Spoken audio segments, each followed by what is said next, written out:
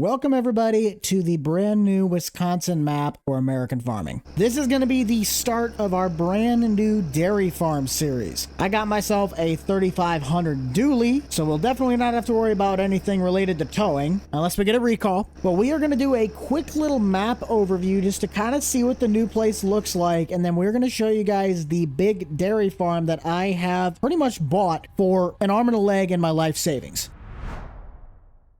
Heading up to our PDA, there is the new map layout. We have like a weird looking square section that's on the top side of the map, and then the main highway that runs through the middle going north, and then this very, very far south one down where I'm at. As for plots, we have the two starting farm fields, one plot right in the middle just north of town, and then the two down by the dairy barn. There's quite a few places to buy on this map than what I feel is compared to the Iowa map, but I'm going to presume that that is a massive grain operation. This map feels a little bit more spaciously spread out. Something I have noticed and I love the most about the new map: the house actually has a garage. It drove me nuts that I couldn't park my truck in a driveway on the Iowa map, but really, really nice shed models, some pretty big places to park, and I think that's really about it. This looks to be the main southern farm. I guess this is labeled as a medium farm. I'm sure the prices are soon to be fixed. I am technically on a test version, but just up the road we have the other starting farm and a large beef cattle farm. So I'm just gonna check that out real fast along with the other starting farm, and then we will be on our way to the dairy farm that we are gonna be taking over. If you guys are fans of cattle work like I am, then make sure to head down below, smash that like button, consider subscribing. I've been waiting on this map for quite a while. I wanted to do a dairy cattle operation with the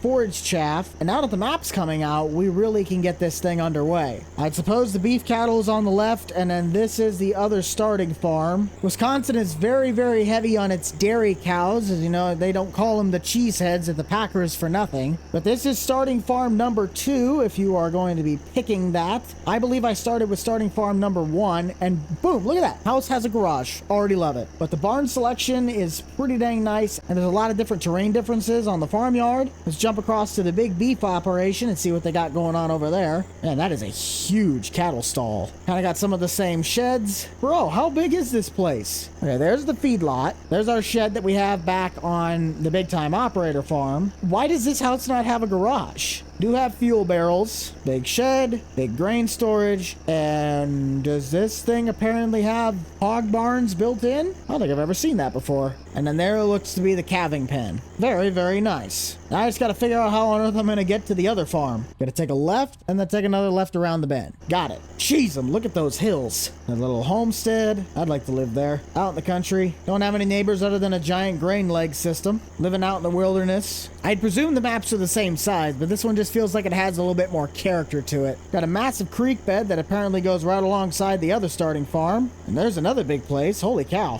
What a big winding driveway. And I might snatch that corn. Is that corn or is that wheat? Hang on. We might just bring the harvester up here. Ah, poo, that's wheat. Not a problem. Just could have had cattle feed out the gate. It's okay. But there is the grain leg, grain dryer, main shed, the house, garage. I think this is an animal pen, that or it's just a decorational barn. Maybe? I think that one's just for decoration. I guess this is a grain farm. This one has nothing to do with animals. Yep.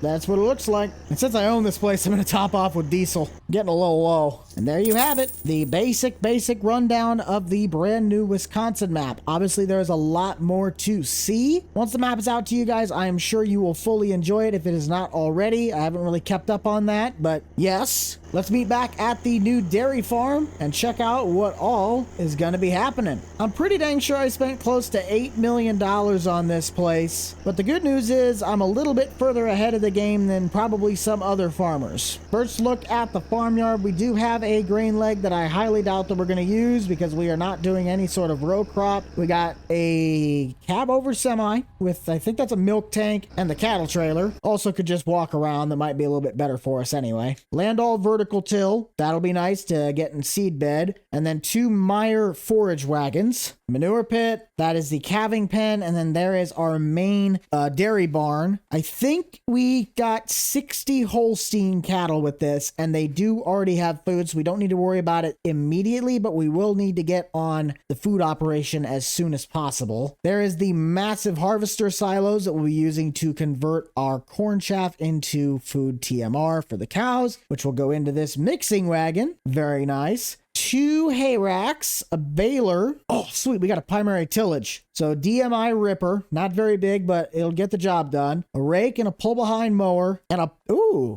manure. A slurry tanker. I'd presume that the operation's previous owners did manure application instead of chemical application, because what you're putting on the crop is going in the food. Therefore, it's going in the food, it's going in the animal. And they don't like harsh chemicals. 12-row cyclone planter. Can't really get too mad with that. Now, what did they leave for us in the big shed? This is going to determine how far behind we might really be. Okay. I see the New Holland in the back, so they must have modernized right at the end and then just kind of sold out. We got a 1066. That's a narrow front. Probably just going to be, I don't even know if that could be a raking tractor. It might have to be a wagon tractor. Little Farm All M, front loader, not bad. Okay, now we're talking the cab tractors. So we got a 1086 with a cab. That'll probably be a nice baling tractor. I guess we could use the trike front for baling, since it's not going straight over the swath. And then an 8950 box car. That's a good tractor. That's definitely going to get some work in. And then a 935 versatile 4-wheel drive. I think this is probably just a tillage tractor. That would be my guess, but who knows? So old tractors, newer harvesting. Thing definitely looks brand new inside of it, but does have at least a couple hours on it. It's nice that the old farmers at least left us some modern equipment to kind of help speed things up, because as you guys know, the old stuff, we would have been here for a while had we had to pull this thing. I believe our first order of business is probably trying to find out what we need to do in order to get these cattle really taken care of. Yes, we have 60 dairy cattle. All of them are just a shy way over 2 years old. Their feed's not great, but at least there's stuff in the tank. If we look at the market, our best time to sell milk is gonna be October, and with none of my plots having any sort of cattle feed, and with the starting map only having the one field of wheat, we're gonna need to start prepping our land for cattle feed, aka corn, to be converted to chaff. I think our best case scenario is to just get the 935 out and try and work with that DMI to do some deep tillage on the plot just next to me, even though I know it is going to take a while. I want you guys to head down to the comments. What tractors or equipment should we look to invest in once we are able to start growing the farm? I kind of want to get that brand new Holland 4-wheel drive, but from a practicality standpoint, I think our next best option will probably be a Magnum from the 340 Magnum. I don't think we really need super high horsepower tractors, but if we're going to make our field preparation any easier, we're likely going to have to at least upgrade some of these tractors. And this is the patch I'm talking about. So let's get ourselves started on some tillage and see where we can go from here. GPS, those, there we go. I have yet to see what the local cooperative setup looks like and what they're all going to be able to help us with. NH3 is something we're likely going to have to look into, but we'll likely have to look into side dressing because we are past the fall application window. Maybe people do NH3 in the springtime? I think they do. If you know that, then let me know. I'm pretty certain people do NH3 in the spring. I just can't remember off the top of my head. You know what? I just thought about it. We could probably hook the boxcar up to the ripper, let the boxcar do the ripping work, and then put this on the landau so it can go behind it. That would save some time. Granted, I still gotta wait for this guy to do his job, but I could speed things up by getting this on the equipment that has to stay on. Yeah, let's do that. We'll take that off, just leave you there, and play the old game of switcheroo. Now, while Daryl gets started / continues on with the ripping process, I think it's only fair we start getting the equipment lined up or shuffled around as to which tasks they are going to handle. For the baling, I know that the 1066 cab will probably be on either the baler or the mixing wagon, but we can kind of do what we want. But as for the narrow front tractor tractor with the canopy. The only one that it technically can't do the job of is the rake, because I don't want to run right over the tops of the swaths. But everything else, with the exception of the little tractor, will be able to pull the rest of this. I think we'll get the narrow front set up on the mixing wagon. That seems like the most logical thing. Our opening act will probably consist of a lot of this pandering around to figure out what goes where. That is also a massive quick hitch on the back of this. What is that, Cat 4? Looks like it. Okay, feed wagon has been hooked up. I will have to put a call into the co-op to get some feed delivered because I do not have any food on hand, nor will I for a little bit of chunk of time. But this should also go undercover. We do not want this exposed to the elements. When it's empty, it doesn't matter, but when there's food, you get the reason. Beautiful. I think cattle feed's about $5,000 a load if you put the trailer fully loaded. Ooh, we only have the one tractor.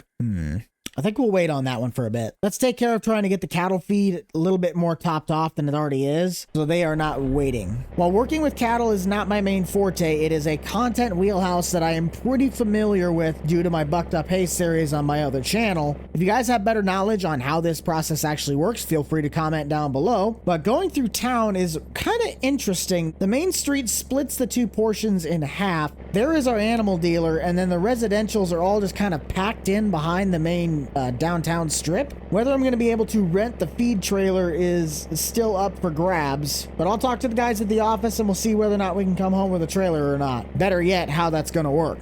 That'll be a mission successful. They factor into the cost of the feed with the cost of the rental, so it'll all be one big paycheck. Just have to back into this chute, and we'll be on our way back to the house. Ouch. Still not terrible, but that hurts. $4,800, putting us under $20,000 left to keep this farm afloat. I'm not gonna lie, I'm curious as if this thing off to my left is a railroad track that's just not there yet. Because I'm trying to figure out why on earth there is a road directly off to the left-hand side of the main highway. So don't quote me on it, but I wonder if that is gonna be a train. Although it kind of doesn't make any sense because there's no railroad crossing signs anywhere. I also took the wrong entrance. Dang it, I should have went to the second one. Hold on. This is why you take the second entrance. Otherwise, you got to try and not hit the mailbox or the sign.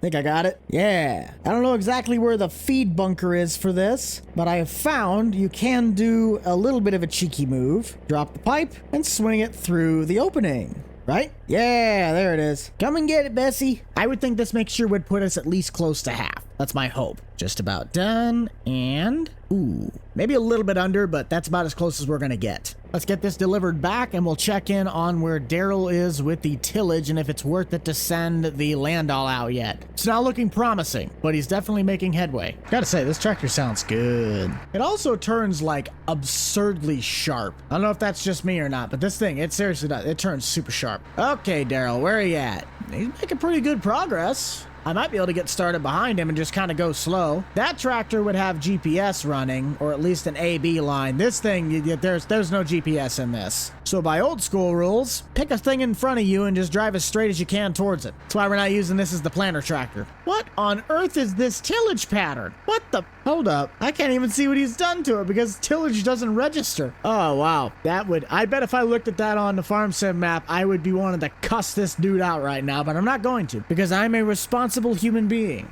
So we'll just check back in when we're ready to start doing this.